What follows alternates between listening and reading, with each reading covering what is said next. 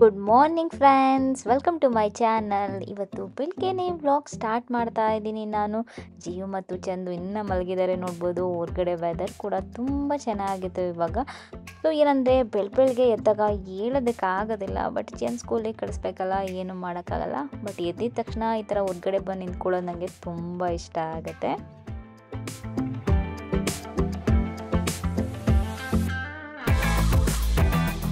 Friends, ಇವತ್ತಿನ ನನ್ನದನ್ನು ಬೆಳಗ್ಗೆನೇ start ಆಗ್ತಿದೆ. ಸೊ ಬೆಳಗ್ಗೆನೇ ಎದ್ದು ಸ್ನಾನ ಎಲ್ಲ ಮಾಡಿದ್ದಾಯಿತು. ಏನಂದರೆ ನಂಗೆ ಸ್ನಾನ ಮಾಡಿದ ತಕ್ಷಣ ನನ್ನ ಸ್ಕಿನ್ ಕೇರ್ ಕೂಡ ಆವಾಗಲೇ ಮುಗಿಸ್ಬಿಡ್ತೀನಿ. ಯಾಕೆಂದರೆ ಆಮೇಲೆ ನನಗೆ ಟೈಮ್ ಸಿಗುತ್ತೋ ಇಲ್ವೋ ದಿನದಲ್ಲಿ. ಯಾಕೆಂದರೆ ದಿನ ಪೂರ್ತಿ ಕೆಲಸ ಇರುತ್ತೆ. ಒಂದು ಹೌಸ್ ವೈಫ್ ಅಂದರೆ ಎಷ್ಟು ಕೆಲಸ ಇರುತ್ತೆ ನಿಮಗೆ ಗೊತ್ತು. ಹಾಗೆ ಅದಲ್ಲದೆ ಇವತ್ತು ನಮ್ಮ ಮನೆಗೆ ಅತ್ತೆ ಮಾವ ಕೂಡ ಬರ್ತಿದ್ದಾರೆ. ಅವರು ವೆಕೇಷನ್ಗೆ ಹೋಗಿ ಬಂದಮೇಲೆ ಬಂದೇ ಇರಲಿಲ್ವಲ್ಲ, ಸೊ ಅದಕ್ಕೆ ಬರ್ತಿದ್ದಾರೆ. ಅದಕ್ಕೆ ಅಡುಗೆ ಕೂಡ ಮಾಡಬೇಕು. ಸೊ ಬಂದು ಮತ್ತೆ ಹೊರಟೋಗ್ಬಿಡ್ತಾರೆ, ಏನಿರೋದಿಲ್ಲ ಅದರಿಂದ. ಸೊ ಅದರಿಂದ ಇವತ್ತು ತುಂಬಾ ಕೆಲಸ ಇದೆ ಅಂತ ಹೇಳ್ಬೋದು. ಸೊ ಅದಕ್ಕೆ ಫಸ್ಟು ಸ್ಕಿನ್ ಕೇರ್ ಮುಗಿಸ್ಬಿಡೋಣ ಅಂತ. ಫ್ರೆಂಡ್ಸ್, ಮಾರ್ನಿಂಗ್ ಸ್ಕಿನ್ ಕೇರು ಅಥವಾ ನಮ್ಮ ಸ್ಕಿನ್ ಕೇರ್ ಫಾಲೋ ಮಾಡೋದು ಎಷ್ಟು ಇಂಪಾರ್ಟೆಂಟ್ ಅಂದರೆ, ಒಂದೊಂದ್ಸರಿ ನಿಮಗೆ ಗೊತ್ತು ಡಾರ್ಕ್ ಸ್ಪಾಟ್ಸ್ ಆಗ್ಬೋದು, ಪಿಗ್ಮೆಂಟೇಷನ್ ಆಗ್ಬೋದು, ನಾವು ಏನೇ ಟ್ರೈ ಮಾಡಿದ್ರು ಹೋಗಲ್ಲ. ಫ್ರೆಂಡ್ಸ್, ಏನಂದರೆ ನಮ್ಮ ಡಾರ್ಕ್ ಸ್ಪಾಟ್ಸ್ ಆಗ್ಬೋದು, ಪಿಗ್ಮೆಂಟೇಷನ್ಗೆ ಆಗ್ಬೋದು, ಯಾವುದು ವರ್ಕ್ ಮಾಡುತ್ತೆ ಪ್ರಾಡಕ್ಟ್ಸು ಅಂತ ಹುಡ್ಕೋದ್ರಲ್ಲೇ ಒಂಥರ ಫ್ರಸ್ಟ್ರೇಟಿಂಗ್ ಆಗ್ಬಿಡುತ್ತೆ ಅಂತ ಹೇಳ್ಬೋದು. ಅಂಥದ್ರಲ್ಲಿ ನಿಮ್ಮ ಪಿಗ್ಮೆಂಟೇಷನ್ಗೆ ಒಂದು ಬೆಸ್ಟ್ ರಿಸಲ್ಟ್ ಸಿಗೋಂಥ ಪ್ರಾಡಕ್ಟ್ಸ್ ಬಗ್ಗೆ ನಾನು ಇವತ್ತು ಹೇಳ್ತೀನಿ. ಯಾವುದು ಅದು ಅಂದರೆ kojic acid range by Dermaco. Trust me, ನನಗೆ ನಿಮ್ಮ ಪಿಗ್ಮೆಂಟೇಷನ್ಗೆ ಇದು ವಂಡರ್ಸ್ ಥರ ವರ್ಕ್ ಮಾಡುತ್ತೆ ಅಂತ ಹೇಳ್ಬೋದು. ಸೊ ಫಸ್ಟ್ ನಾನು ಬೆಳಿಗ್ಗೆ ನನ್ನ ಮಾರ್ನಿಂಗ್ ಸ್ಕಿನ್ ಕೇರ್ ಅಲ್ಲಿ ಮುಖ ತೊಳೆಯೋದಕ್ಕೆ ನಾನು 1% kojic acid daily face wash use ಮಾಡ್ತೀನಿ. ಇದರಲ್ಲಿ ಕೋಜಿಕ್ ಆಸಿಡ್ ಮತ್ತೆ ಆಲ್ಫಾ ಆರ್ಬುಟಿನ್ ಇದೆ. ಸೊ ಇದೊಂದು ಪವರ್ಫುಲ್ ಡಿಯೋ ಅಂತಾನೆ ಹೇಳ್ಬೋದು, ನಿಮ್ಮ ಪಿಗ್ಮೆಂಟೇಷನ್ ನ ರೆಡ್ಯೂಸ್ ಮಾಡಿ ಮೆಲನಿನ್ ಪ್ರೊಡಕ್ಷನ್ ನ ಕಂಟ್ರೋಲ್ ಮಾಡೋದಕ್ಕೆ. ಏನಂದ್ರೆ ಇದರಲ್ಲಿ ನಾನು ವಾಶ್ ಮಾಡಿದ್ಮೇಲೆ ನನ್ನ ಸ್ಕಿನ್ ಯಾವುದೇ ರೀತಿಯಾಗಿ ಡ್ರೈ ಅಥವಾ ಟೈಟ್ ಫೀಲ್ ಆಗಲ್ಲ ಅಂತ ಹೇಳ್ಬೋದು.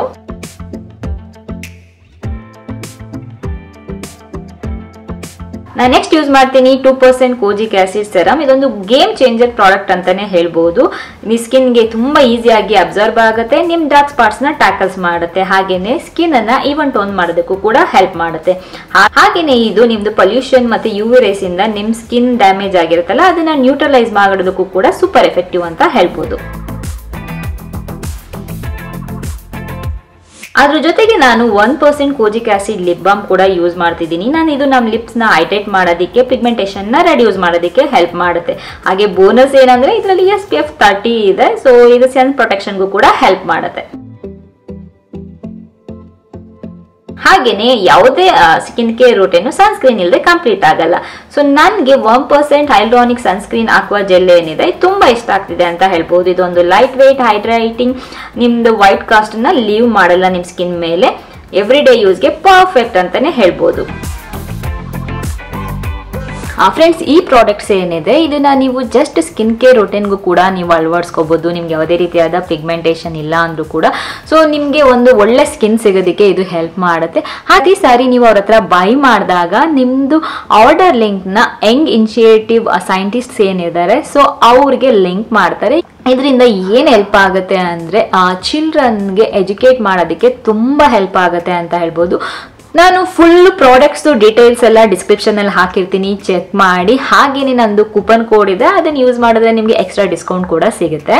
ಏನಂದ್ರೆ ನಿಮ್ದು ಡಾರ್ಕ್ ಸ್ಪಾಟ್ಸ್ ಮತ್ತೆ ಪಿಗ್ಮೆಂಟೇಷನ್ ಸ್ಕಿನ್ಗೆ ಗುಡ್ ಬೈ ಹೇಳಿ, ನಿಮ್ದು ಕ್ಲಿಯರ್ ಮತ್ತು ರೇಡಿಯಂಟ್ ಸ್ಕಿನ್ಗೆ ಹಾಯ್ ಹೇಳಿ ವಿತ್ ಡರ್ಮಾಕೋ ಪ್ರಾಡಕ್ಟ್ಸ್ ಮೂಲಕ. ಸ್ಕಿನ್ ಕೇರ್ ಎಲ್ಲ ಮಾಡಿ ಬಂದಮೇಲೆ ನಾನು ಲೆಮನ್ ವಾಟರ್ ಕುಡಿತಾ ಇದ್ದೀನಿ. ಅಂದರೆ ಒಂದೊಂದ್ಸರಿ ಒಂದೊಂದು ಏನಾದರೂ ಕುಡಿತಾ ಇರ್ತೀನಿ. ಸೊ ಇವಾಗ ಮತ್ತೆ ಲೆಮನ್ ವಾಟರ್ ಕುಡಿಯೋಕ್ಕೆ ಸ್ಟಾರ್ಟ್ ಮಾಡಿದ್ದೀನಿ. ವಾರ್ಮ್ ವಾಟರ್ಗೆ ಸ್ವಲ್ಪ ಲೆಮನ್ ಹಾಕ್ಕೊಂಡು ಕುಡಿತೀನಿ. ಸೊ ಫಸ್ಟು ಆ ಕೆಲಸ ಆರಾಮಾಗಿ ಕುತ್ಕೊಂಡು ಕುಡಿಯೋದು. ಕುಡ್ದಿದ್ದು ಆದಮೇಲೆ ಹೋಗಿ ಜಿಯನ್ಗೆ ಬ್ರೇಕ್ಫಾಸ್ಟ್ ಆಗ್ಬೋದು, ಒಂದು ಹಾಲು ಆಗ್ಬೋದು, ಅದೆಲ್ಲ ರೆಡಿ ಮಾಡ್ತೀನಿ. ಸೊ ಆವಾಗಲೇ ಹೇಳ್ದಾಗೆ ಇವತ್ತು ಅತ್ತೆ ಮಾವ ಎಲ್ಲರೂ ಬರ್ತಾರೆ ಅಂತ ಹೇಳಿದ್ನಲ್ಲ, ಸೊ ಅದಕ್ಕೆ ಮಧ್ಯಾಹ್ನಕ್ಕೆ ಅಡುಗೆ ಕೂಡ ಪ್ರಿಪೇರ್ ಮಾಡಬೇಕು. ಸೊ ನಮಗೆ ಮಾಡ್ಕೊಂಡಾಗ ಸ್ವಲ್ಪ ಲೇಟಾಗೆ ಮಾಡ್ತಿದ್ದೆ, ಅದಕ್ಕೆ ಇವತ್ತು ಬೇಗ ಮಾಡೋಣ ಅಂತ ಫಸ್ಟು ಜಿಯನ್ನ ಸ್ಕೂಲಿಗೆ ಕಳಿಸ್ಬಿಟ್ರೆ ಅದು ಒಂದು ದೊಡ್ಡ ಕೆಲಸ ಮುಗಿಯುತ್ತೆ. ಆಮೇಲೆ ನನಗೆ ಬೇರೆ ಕುಕ್ ಮಾಡೋದಕ್ಕೂ ಕೂಡ ಹೆಲ್ಪ್ ಆಗುತ್ತೆ. ಸೊ ಹಾಗೆ ಚಂದು ಜಿಯನ್ನ ಕರ್ಕೊಂಡು ಹೋಗ್ತಾರೆ ಅಲ್ವಾ, ಸೊ ಅವರಿಗೂ ಕೂಡ ಟೀ ಮಾಡಿ ಪ್ರಿಪೇರ್ ಮಾಡಿ ಇಟ್ಬಿಡ್ತೀನಿ. ಅವರು ಟೀ ಕುಡ್ಕೊಂಡು ಹೋಗಿ ಅವನ್ನ ಡ್ರಾಪ್ ಮಾಡಿ ಬರ್ತಾರೆ. ಸೊ ನನಗೆ ಮತ್ತೆ ಇನ್ನೊಂದು ಸರಿ ಬೇರೆ ಮಾಡ್ಕೊಳ್ಳೋ ಬದಲು ಎರಡು ಒಟ್ಟಿಗೆ ಮಾಡಿಬಿಡ್ತೀನಿ. ಆಮೇಲೆ ಅದನ್ನೇ ಬಿಸಿ ಮಾಡಿಕೊಂಡು ಕುಡಿತೀನಿ. ಏಕೆಂದರೆ ಮತ್ತು ನಾನು ಸಪ್ರೇಟಾಗಿ ಮಾಡೋದು ಅಂದರೆ ಎರಡೆರಡು ಕೆಲಸ ಆಗುತ್ತೆ ಅದಕ್ಕೆ. ಸೊ ಹಾಗೆ ಜಿಯನ್ಗೆ ಇವತ್ತು ಅವನ ಬಾಕ್ಸ್ಗೆ ದೋಸೆ ಹಾಕ್ತಾ ಇದೆ. ಸೊ ಬ್ರೇಕ್ಫಾಸ್ಟಲ್ಲಿ ದೋಸೆನೇ ಅವನಿಗೆ ದೋಸೆ ಇಲ್ಲ ಚಪಾತಿ ಅದೇ ಕೇಳ್ತಾನೆ. ಸೊ ಅದಕ್ಕೆ ಇವತ್ತು ದೋಸೆ. ಸೊ ಈ ರೀತಿಯಾಗಿರುತ್ತೆ ಆ ಒಂದು ಸ್ನ್ಯಾಕ್ ಬಾಕ್ಸ್.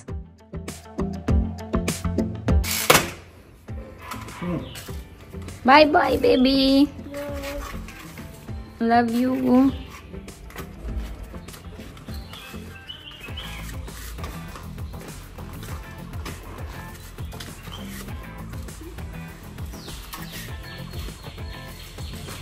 ಬೇಬಿ ಸ್ಕೂಲ್ಗೆ ಹೋದ್ನಾ, ಇವಾಗ ನಾನು ಹೋಗಿ ಕುಕ್ ಮಾಡೋಕ್ಕೆ ಏನೇನೆಲ್ಲ ರೆಡಿ ಮಾಡಬೇಕು ರೆಡಿ ಮಾಡಿಬಿಡ್ತೀನಿ.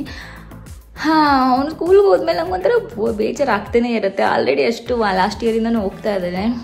ಮಧ್ಯೆ ಯಾವಾಗಲಾದ್ರು ವೀಕೆಂಡ್ಸ್ ಬಂದು ಹೋದ್ಮೇಲೆ ಅಥವಾ ಏನಾದರೂ ಆದರೆ ಮನೇಲಿ ಇರ್ತಾನಲ್ವ, ಆಮೇಲೆ ಹೋದಾಗ ಅಯ್ಯೋ ಎಷ್ಟೊತ್ತಿಗೆ ಬರ್ತಾನೆ, ಎಷ್ಟು ಬೇಗ ಬರ್ತಾನೆ ಅಂತ ಅನಿಸ್ತಿರುತ್ತೆ.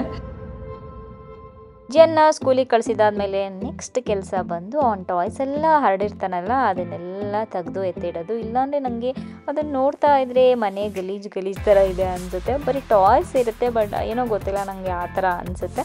ಅದಕ್ಕೆ ಎಲ್ಲ ಎಷ್ಟಾಗುತ್ತೆ ಅಷ್ಟು ನನ್ನ ಕೈಲಿ ಅದನ್ನು ಎತ್ತಿಡ್ತಾನೆ ಇರ್ತೀನಿ. ಏನು ಗೊತ್ತಾ, ನಮ್ಮ ಮನೆಗಳಲ್ಲಿ ಒಂದೊಂದ್ಸರಿ ಏನಾಗ್ಬಿಡುತ್ತೆ ಅಂದರೆ ಎಲ್ಲಾದರೂ ಒಂಚೂರು ಲೀಕೇಜ್ ಆಗಕ್ಕೆ ಸ್ಟಾರ್ಟ್ ಆಗಿಬಿಡುತ್ತೆ. ಇಲ್ಲಿ ವಾಟರ್ ಲೀಕ್ ಆಗ್ತಿತ್ತು, ಒಳಗಡೆ ನೋಡಿದ್ರೆ ಪೈಪ್ ಒಡೆದೋಗಿತ್ತಂತೆ. ಸೊ ಅದನ್ನು ಕೂಡ ರೆಡಿ ಮಾಡಿಸ್ಬೇಕು ಇವಾಗ. ಫ್ರೆಂಡ್ಸ್ ಏನಂದರೆ ಸೊ ಅಡುಗೆ ಮಾಡಿದೆಲ್ಲ ಆಯಿತು. ಜಿಯನ್ನು ನಾವು ಮಲಗಿಸ್ಬಿಟ್ಟೆ ಸ್ವಲ್ಪ ಹೊತ್ತು, ಸ್ಕೂಲಿಂದ ಬಂದಮೇಲೆ ಊಟ ಮಾಡಿಸ್ಬಿಟ್ಟು. ಯಾಕೆಂದರೆ ಇಲ್ಲಾಂದರೆ ಆಮೇಲೆ ಅವನು ಎಚ್ಚರ ಇರಲ್ಲ, ಅದಕ್ಕೆ ಸೊ ಅವ್ರು ಬಂದಾಗ ಎಚ್ಚರ ಇರಲಿ ಅಂದ್ಬಿಟ್ಟು ಮಲಗಿಸ್ಬಿಟ್ಟಿದ್ದೀವಿ. ಆಗಲೇ ವೆದರ್ ಅಂತೂ ಫುಲ್ ಮಳೆ ಬರೋಂಗೆ ಬೇರೆ ಆಗಿಬಿಟ್ಟಿದೆ, ಫುಲ್ ಕತ್ಲೆ ಥರ ಅನ್ನಿಸ್ತಿದೆ. ನಾನು ಸ್ವಲ್ಪ ಲೈಟ್ಸ್ ಆಫ್ ಮಾಡಿಕೊಂಡು ವಿಂಡೋ ಓಪನ್ ಮಾಡಿ ಜಾಸ್ತಿ ಇಟ್ಕೊತಾ ಇದ್ದೀನಿ. ನನಗೆ ಯಾರೋ ಕಮೆಂಟಲ್ಲಿ ಹಾಕಿದರೆ ವಿಂಡೋ ಜಾಸ್ತಿ ಓಪನ್ ಮಾಡಿ ಅಂತ. ಓಪನ್ ಮಾಡ್ತಾ ಇದ್ದೆ, ಆಮೇಲೆ ಸ್ವಲ್ಪ ಆ ಕಡೆ ಈ ಕಡೆ ಓಡಾಡೋರಿಗೆಲ್ಲ ಒಳಗಡೆ ಏನು ಮಾಡ್ತಿದ್ದೀವಿ ಅಂತ ಕಾಣಿಸುತ್ತೆ ಅಂದ್ಬಿಟ್ಟು ಯಾವಾಗಲೂ ಕ್ಲೋಸಲ್ಲಿ ಇರ್ತಾ ಇದೆ. ಬಟ್ ಇವಾಗ ಮತ್ತೆ ಓಪನ್ ಮಾಡೋಕ್ಕೆ ಸ್ಟಾರ್ಟ್ ಮಾಡಿದ್ದೀನಿ, ಲೈಟ್ಸ್ ಎಲ್ಲ ಆಫ್ ಮಾಡಿಬಿಟ್ಟು. ಸೊ ನಾನು ಇವಾಗ ವಿಡಿಯೋ ಪಬ್ಲಿಷ್ ಎಲ್ಲ ಮಾಡಿದ್ದಾಯಿತು. ನಾನು ಇವತ್ತು ಕೆಲಸ ಮಾಡ್ತಾ ಇದ್ನಲ್ಲ, ಅದರಲ್ಲಿ ಬ್ಯುಸಿ ಆಗಿಬಿಟ್ಟಿದ್ರಿಂದ ಸೊ ವಿಡಿಯೋ ಪಬ್ಲಿಷ್ ಮಾಡೋದಾ ಬೇಡವಾ ಅಂತ ಆಮೇಲೆ ನಾನು ಅಂದ್ಕೊಂಡೆ, ಇಲ್ಲ ನಾನು ಮಂಡೇ ವೆಡ್ನೆಸ್ಡೇ ಫ್ರೈಡೇ ಬ್ಲಾಗ್ ಹಾಕ್ತೀನಿ ಅಂದಿದ್ದೀನಿ, ಹಾಕಲೇಬೇಕು ಅಂದ್ಬಿಟ್ಟು ಸೊ ಕೂತ್ಕೊಂಡು ಅದು ಕೆಲಸನೂ ಮುಗಿಸ್ಬಿಟ್ಟೆ ಟಕ ಅಂತ. ಸೊ ಬ್ಯಾಕ್ ಟು ಬ್ಯಾಕ್ ಬೆಳಗ್ಗೆಯಿಂದ ಬ್ರೇಕ್ಫಾಸ್ಟ್ ಕೂಡ ಮಾಡಿರಲಿಲ್ಲ, ಅಡುಗೆ ಎಲ್ಲ ಮಾಡಿಕೊಂಡು ಅದು ರೆಡಿ ಮಾಡಿಕೊಂಡು. ಸೊ ಒಂದೊಂದ್ಸರಿ ಏನಾಗ್ಬಿಡುತ್ತೆ ಅಂದರೆ ಏನಾದರೂ ಮಾಡ್ತಿರ್ತೀವ ಕೆಲಸ, ಒಂದೊಂದ್ಸರಿ ನಮ್ಮನ್ನು ನಾವು ಕೇರ್ ಮಾಡೋದು ಕೂಡ ಮರ್ತ್ಬಿಟ್ಟಿರ್ತೀವಿ. ಆದರೆ ನಾನು ಹಾಗಲ್ಲ. ಸೊ ಬೆಳಗ್ಗೆನೇ ಸ್ಕಿನ್ ಕೇರ್ ಮಾಡಿಬಿಟ್ಟೆ ನಾನು, ಅದಕ್ಕೆ ನಂಗೆ ಗೊತ್ತಿತ್ತು ಆಮೇಲೆ ಹಿಂಗಾದರೆ ಆಗುತ್ತೆ ಅಂತ. ಜೀವ್ ಬೇಬಿ ಮಲಗಿದೆ, ಚಂದು ಕೆಲಸ ಮಾಡ್ತಿದ್ದಾರೆ.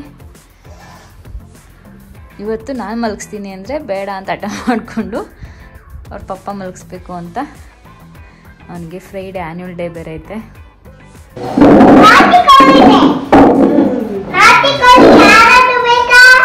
ನಮ್ಗೆ ಬೇಕು ಕೊಡಿ,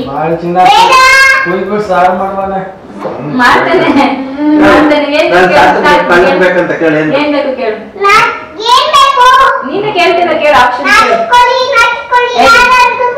ಏನೇನ್ ಬೇಕು, ಯಾವ ಪೀಸ್ ಬೇಕು ಕೇಳು. ಹೇಳಿ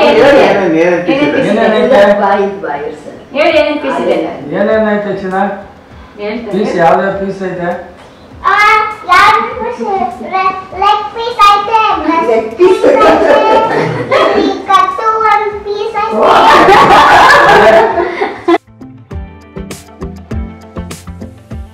ಅತ್ತೆ ಮಾವ ಎಲ್ಲ ಬಂದರು, ಎಲ್ಲರೂ ಮಾತಾಡ್ಕೊಂಡು ಕೂತ್ಕೊಂಡಿದ್ವಿ. ಅಂದರೆ ಅವ್ರದ್ದು ವೆಕೇಷನ್ಗೆಲ್ಲ ಹೋಗಿದ್ರಲ್ಲ, ಸೊ ಅದ್ರ ಬಗ್ಗೆ ಸ್ವಲ್ಪ ಕೇಳ್ತಾ ಇದ್ವಿ. ಹಾಗೆ ಜಿಯನ್ ಸ್ಕೂಲ್ ಬಗ್ಗೆ, ಮತ್ತು ನಮ್ಮ ಬೇಬಿ ಗರ್ಲ್ ನೆಕ್ಸ್ಟ್ ಅವಳನ್ನ ಸ್ಕೂಲಿಗೆ ಸೇರಿಸ್ಬೇಕಲ್ವ, ಸೊ ಅದ್ರ ಬಗ್ಗೆ ಹೀಗೆ ಎಲ್ಲನೂ ಮಾತಾಡ್ಕೊಂಡು ಕೂತ್ಕೊಂಡಿದ್ವಿ. ಟೈಮ್ ಹೋಗಿದ್ದೇ ಗೊತ್ತಾಗಲಿಲ್ಲ, ಎಷ್ಟು ಬೇಗ ಹೋಯ್ತು ಅಂತ. ಎಲ್ಲರೂ ಒಂದ್ಸರಿ ಒಂದೇ ಕಡೆ ಸೇರಿದ್ರೆ ಮಾತಾಡ್ಕೊಂಡು ಕೂತ್ಕೊಂಡ್ಬಿಟ್ರೆ ಟೈಮ್ ಹೋಗೋದೇ ಗೊತ್ತಾಗಲ್ಲ. ಅದರಲ್ಲಿ ಇವರಿಬ್ಬರು ಆಟ ಆಡೋದು, ಫೋನ್ ಇಟ್ಕೊಂಡು ಅದು ಇದು ಇಟ್ಕೊಂಡು.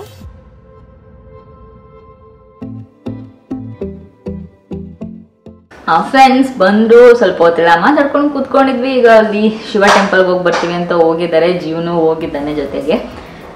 ಎಲ್ಲ ಅವನೇ ತೋರಿಸ್ಕೊಂಡ್ಬರ್ತಾನೆ, ಏನಿಲ್ಲ ಅವನು ಎಲ್ಲ ನೋಡ್ಕೊಂಡ್ಬಿಟ್ಟಿರ್ತಾನೆ, ಎಲ್ಲ ಅವನೇ ಇದು ಅದು ಅದು. ಯಾಕಂದ್ರೆ ಅವ್ನಿಗೆ ಶಿವ ಟೆಂಪಲ್ ಅಂದರೆ ಜಾಸ್ತಿ ಇಷ್ಟ. ಯಾವಾಗ ನಮ್ಮನೆ ಏನೇ ಆದ್ರೂ ಅಲ್ಲೋಗೋಣ ಅಂತಿರ್ತಾನೆ. ಸೊ ಇವತ್ತು ಹೋಗ್ತೀವಿ ಅಂದಿದ ತಕ್ಷಣ ಕರ್ಕೊಂಡು ಹೋಗಿದ್ದಾನೆ. ಫ್ರೆಂಡ್ಸ್ ಸೊ ಹೊರಟ್ರು. ಅವಾಗಲೇ ಅತ್ತೆ ಮಾವ ಎಲ್ಲರೂ ಇರಕ್ಕೆ ಬಂದಿರಲಿಲ್ಲ, ಸುಮ್ಮನೆ ಹಾಗೆ ಬಂದಿದ್ರು. ಯಾಕೆಂದರೆ ಟ್ರಿಪ್ ಹೋಗಿದ್ರಲ್ಲ, ಅದಾದಮೇಲೆ ಬಂದಿರಲಿಲ್ಲ ವೆಕೇಷನ್ಗೆ ಹೋಗಾದ್ಮೇಲಿಂದ. ಸೊ ಅದಕ್ಕೆ ಜಿಯನಿಗೆ ಡ್ರೆಸ್ ತಂದಿದ್ರು, ಅದು ಕೊಟ್ಬಿಟ್ಟು ಹೋಗೋಣ ಅಂತ ಬಂದಿದ್ರು. ಕೊಟ್ಟರು. ಮಧ್ಯಾಹ್ನ ಬಂದರು, ಹಾಗೆ ಮಾತಾಡ್ಕೊಂಡು ಟೈಮ್ ಸ್ಪೆಂಡ್ ಮಾಡಿಕೊಂಡು ಅಲ್ಲಿ ವೆಕೇಷನಲ್ಲೆಲ್ಲ ಏನಾಯಿತು ಅಂತ ಕೇಳಿಕೊಂಡು ಟೈಮ್ ಹೋಗಿದೆ ಗೊತ್ತಾಗಿಲ್ಲ. ಜಾಸ್ತಿ ಬ್ಲಾಗು ಮಾಡಿಲ್ಲ, ನಾನು ಸ್ವಲ್ಪನೇ ಮಾಡಿದೆ. ಆಮೇಲೆ ನಾನು ಅವ್ರಿಗೆ ಮಾಮೂಲಿ ಊಟ ಕೊಟ್ಟು ಸಂಜೆ ಸ್ನ್ಯಾಕ್ಸು. ಸೊ ಅದರಲ್ಲಿ ಆಮೇಲೆ ಅವರು ಟೆಂಪಲ್ ಹೋಗಿದ್ರು ಅಂತ ಹೇಳಿದ್ನಲ್ಲ, ಸೊ ಟೆಂಪಲ್ನಿಂದ ಕೂಡ ಬರೋದು ಲೇಟ್ ಆಯಿತು ಹಾಗೆ. ಸೊ ಆಮೇಲೆ ಅನ್ಕೊಂಡೆ ಜಾಸ್ತಿ ವ್ಲಾಗೇ ಮಾಡಿಲ್ಲ ನಾನು, ಏನು ಮಾಡ್ತಿದ್ದೆ ಮಾತಾಡ್ಕೊಂಡು ಕೂತ್ಕೊಂಡ್ಬಿಟ್ಟಿದ್ದೀನಿ ಅಂತ. ಸೊ ಒಂದೊಂದ್ಸರಿ ಹಂಗಾಗತ್ತೆ, ಏನು ಮಾಡೋಕ್ಕಾಗಲ್ಲ. ಒಂದೊಂದ್ಸರಿ ವ್ಲಾಗ್ ಮಾಡ್ತಿದ್ದೀವಿ ಅನ್ನೋದೇ ಮರ್ತೋಗ್ಬಿಡುತ್ತೆ. ಏನಂದರೆ ಯಾರು ಫ್ಯಾಮಿಲಿ ಬಂದಾಗ ಅವ್ರ ಜೊತೆ ಮಾತಾಡ್ಕೊಂಡು ಕೂತ್ಕೊಂಡಾಗ ಟೈಮ್ ಹೋಗೋದು ಗೊತ್ತಾಗಲ್ಲ. ಆಮೇಲೆ ಆಲ್ರೆಡಿ ಟೈಮ್ ಆಗಿದೆ ಅಂತ ಆಮೇಲೆ ಗೊತ್ತಾಗುತ್ತೆ. ಸೊ ಹಂಗೆ ಎಷ್ಟೊಂದು ಸರಿ ಆಗುತ್ತೆ. ಇವಾಗ ಊಟ ಎಲ್ಲ ಆಯಿತು, ಊಟ ಇಲ್ಲೇ ಮಾಡಿದ್ರು. ಸೊ ಊಟ ಮಾಡಿಕೊಂಡು ಆಮೇಲೆ ಹೊರಟ್ರು.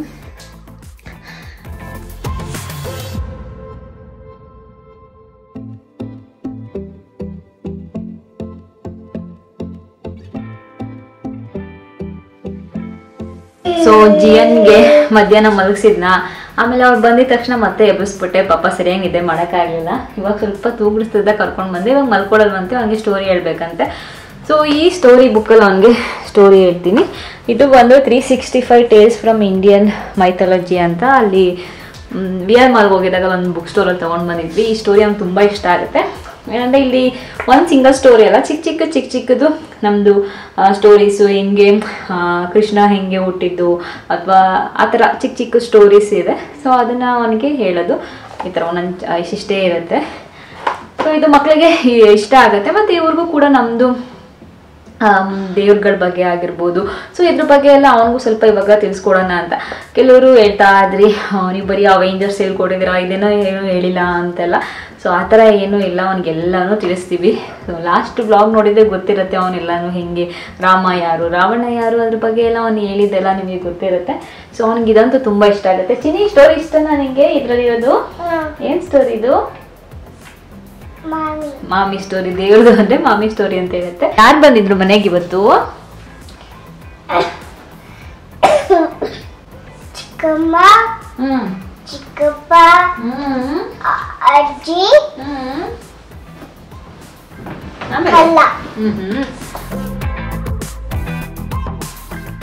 ಹಿಂಗೆ ಜಿಯು ಮಲ್ಕೊಳ್ಳೋಕ್ಕಿಂತ ಮುಂಚೆ ಡೈಲಿ ಒಂದೊಂದು ಸ್ಟೋರಿ ಹೇಳಿ ಅವನ್ನ ಮಲಗಿಸ್ಬೇಕು.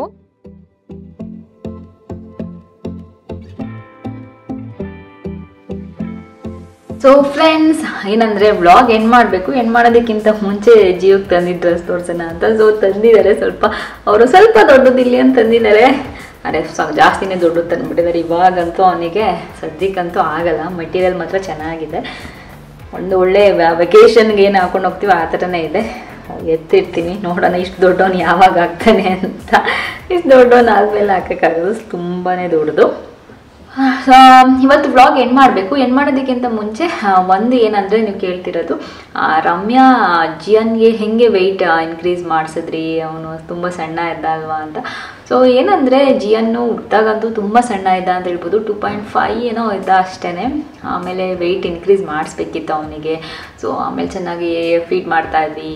6 ಮಂತ್ಸ್ ಅಂತೂ ನಾರ್ಮಲ್ ಗೊತ್ತಲ್ಲ, ಹಾಲಷ್ಟೇ. ಅದಾದಮೇಲೆ ಸಾಲಿಡ್ ಕೊಡೋಕ್ಕೆ ಸ್ಟಾರ್ಟ್ ಮಾಡಿದ್ಮೇಲೆ ಅವ್ನು ಸ್ವಲ್ಪ ಇನ್ಕ್ರೀಸ್ ಆಗ್ತಾ ಹೋದ ವೆಯ್ಟು.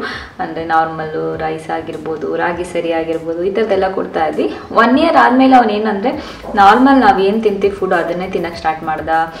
ರೈಸು ಎಲ್ಲನೂ ಅಷ್ಟೇ, ಚಪಾತಿ ಆಗಿರ್ಬೋದು ಎಲ್ಲ ನಾವು ಏನು ತಿಂತೀವಿ ಅದನ್ನೇ ತಿನ್ನೋದು ಅವನು. ಇವಾಗಲೂ ಅಷ್ಟೇ, ನಾನು ಮನೇಲಿ ಏನು ಸಾಂಬಾರು ಮಾಡ್ತೀನಿ, ಸಾಂಬಾರು ರೈಸ್ ಆಗಿರುತ್ತೆ, ಚಪಾತಿ, ಅದ್ರ ಜೊತೆ ಕರಿ, ಏನು ಮಾಡ್ತೀನಿ ಅದನ್ನೇ ತಿಂತಾನೆ. ಸ್ವಲ್ಪ ವೆಜಿಟೇಬಲ್ಸ್ ಎಲ್ಲ ತಿನ್ನೋಕೆ ಹಠ ಮಾಡ್ತಿದ್ದೆ, ಬಟ್ ಇವಾಗ ಸ್ಲೋ ಆಗಿ ಸ್ಟಾರ್ಟ್ ಮಾಡಿದ್ದಾನೆ ತಿನ್ನೋದಕ್ಕೆ. ಅದರಿಂದ ಅವ್ನಿಗೇನು ಸ್ಪೆಷಲ್ ಅಂತೆಲ್ಲ ಏನು ಮಾಡಲ್ಲ. ನಮ್ಮ ಮನೇಲಿ ಡೈಲಿ ಏನು ಮಾಡ್ತೀವಿ ಅದೇ ತಿಂತಾನೆ. ಅದು ಬಿಟ್ಟರೆ ಅವ್ನು ಇವಾಗ ಗುಂಡಾಗಿರೋದಕ್ಕೆ ಏನೇನೋ ಹೇಳ್ತೀವಿ. ಕೆಲವರು ನೆಗೆಟಿವ್ ಹಾಕೋರೇ ಇರ್ತಾರಲ್ಲ, ಹೊರ್ಗಡೆ ತಿಂತಾನೆ ಅದಕ್ಕೆ ಅಂತ. ಸೊ ಹೊರ್ಗಡೆ ಯಾವುದು ಕಾರಣಕ್ಕೂ ಇಲ್ಲ. ನಮ್ಮನ್ನು ನೋಡಿದ್ರೆ ನಿಮ್ಗೆ ಗೊತ್ತಾಗುತ್ತೆ. ಅಂದರೆ ನಾವು ವಾರಕ್ಕೆ ಯಾವಾಗಲಾದ್ರೂ ವೀಕೆಂಡ್ ನಾನು ಹೊರ್ಗಡೆ ಹೋದಾಗ ಬ್ಲಾಗ್ ಮಾಡಿರ್ತೀನಿ, ಅವಾಗ ಹೊರ್ಗಡೆ ತಿಂದಾಗ ತೋರಿಸಿರ್ತೀನಿ ಅಷ್ಟೇ. ಡೈಲಿ ಹೊರ್ಗಡೆ ತಿನ್ನೋದಕ್ಕೆ ನಮಗೂ ಬುದ್ಧಿ ಇದೆ, ತಿನ್ನಿಸ್ಲೂಬಾರ್ದು ಅಂತ. ಸೊ ಅದರಿಂದ ಆದಷ್ಟು ಅರ್ಥ ಮಾಡ್ಕೊಳ್ಳಿ. ಯಾರು ಕಮೆಂಟ್ ಹಾಕ್ತೀರಾ ಅವರಿಗೆ ನಾನು ತುಂಬ ಸರಿ ಹೇಳಿದ್ದೀನಿ, ಮತ್ತೆ ಹಾಕಿದಾಗ ಈ ಥರ ಹೇಳಬೇಕಾಗತ್ತೆ, ಬೇರೆ ವಿಧಿನೇ ಇಲ್ಲ. ಸೊ ಅದರಿಂದ ಅವನಿಗೆ ಮನೇಲಿ ಏನು ತಿಂತಾನೆ, ಮತ್ತು ಅವನಿಗೆ ತುಪ್ಪ, ಮನೇಲಿ ಮಾಡೋ ತುಪ್ಪ ಇವೆಲ್ಲ ಹಾಕಿ ಚೆನ್ನಾಗಿ ಊಟ ಮಾಡಿಸ್ತೀವಿ ಅಷ್ಟೇ. ಅದು ಬಿಟ್ಟರೆ ಇನ್ನೇನು ಸ್ಪೆಷಲಾಗಿ ಅಂತೆಲ್ಲ ಏನು ಮಾಡಲ್ಲ. ಹಾಲು ಇಲ್ಲ ನಾರ್ಮಲೇ ಕೊಡೋದು, ಹಾರ್ಲಿಕ್ಸು ಇಲ್ಲ ಕಾಂಪ್ಲೈನು ಇದನ್ನೇ ಹಾಕ್ಕೊಡ್ತೀನಿ. ಅದು ಬಿಟ್ಟು ಆದ್ರೂ ಸ್ಪೆಷಲಾಗಿ ಏನು ನಾನು ಮಾಡ್ತಿಲ್ಲ. ಸೊ 2 ಸರಿ ಹಾಲು ಕೊಡ್ತೀನಿ, 3 ಸರಿ ಊಟ ಮಾಡ್ತಾನೆ. ಅದೇ ಮಾಮೂಲಿ ಬ್ರೇಕ್ಫಾಸ್ಟು ಒಂದೊಂದ್ಸರಿ ತಿಂತಾನೆ, ಇಲ್ಲಾಂದರೆ ಇಲ್ಲ. ಅಂದರೆ ಬಾಕ್ಸಲ್ಲಿ ಹಾಕಿ ಕಳಿಸ್ಬಿಡ್ತೀನಿ ಬ್ರೇಕ್ಫಾಸ್ಟ್ ಥರ. ಏನು ಅವರು ಸ್ನ್ಯಾಕ್ಸ್ ಥರ ಕೊಡ್ತಾರೆ, ಅದನ್ನು ಸ್ನ್ಯಾಕ್ಸ್ ಅಂತಾರೆ, ಬಟ್ ಎಲ್ಲರೂ ಬ್ರೇಕ್ಫಾಸ್ಟೇ ಕಳಿಸೋದು. ಸೊ ದೋಸೆ ಇಲ್ಲ ಚಪಾತಿ ಇದನ್ನೇ ತೊಗೊಂಡು ಹೋಗ್ತಾನೆ. ಅದ್ರ ಜೊತೆಗೆ ಏನಾದರೂ ವೆಜಿಟೇಬಲ್ ಕಟ್ ಮಾಡ್ತೀನಿ, ಇಲ್ಲ ಏನಾದರೂ ಫ್ರೂಟ್ಸ್ ಹಾಕಿ ಕಳಿಸ್ತೀನಿ ಜೊತೆಗೆ. ಸೊ ಅದನ್ನೇ ತಿನ್ಕೊಂಡ್ಬರ್ತಾನೆ. ಏನು ತಿಂತೀರ ಮನೇಲಿ? ಏನಂದರೆ ಮಕ್ಳಿಗೆ ಅಷ್ಟೇ ತುಂಬ ನಾವು ಜಾಸ್ತಿ ಇದು ಮಾಡೋಕ್ಕೆ ಹೋಗ್ಬಾರ್ದು, ಅವ್ರಿಗೆ ಸಪ್ರೇಟಾಗಿ ಕುಕ್ ಮಾಡೋದು ಆ ಥರದ್ದೆಲ್ಲ ಮಾಡೋದಕ್ಕಿಂತ ನಾವೇನು ತಿಂತಿರ್ತೀವಿ ಅದನ್ನು ತಿನ್ನಿಸಿ ಅಭ್ಯಾಸ ಮಾಡಿಸಿದ್ರೆ ನಾವು ಅಕಸ್ಮಾತ್ ಹೊರಗಡೆ ಟ್ರಾವೆಲ್ ಮಾಡಬೇಕಾದ್ರೂ ಈಸಿ ಆಗುತ್ತೆ, ಅಥವಾ ಮನೇಲಿ ಕೂಡ ಈಸಿ ಆಗುತ್ತೆ. ಸೊ 1 year ಆದಮೇಲೆ ನಾವು ಜನಗೆ ನಾರ್ಮಲ್ ಫುಡ್ ಕೊಡೋಕ್ಕೆ ಸ್ಟಾರ್ಟ್ ಮಾಡಿದ್ವಿ.